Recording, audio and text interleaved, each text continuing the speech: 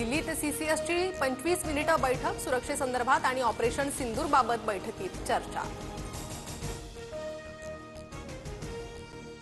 चुकून पाकच्या हद्दीत गेलेले बीएसएफचे जवान पीके साहूंना पाकनं भारताकडे सोपवलं, तर भारतानेही पाकचा एक रेंजर त्यांना सोपवला।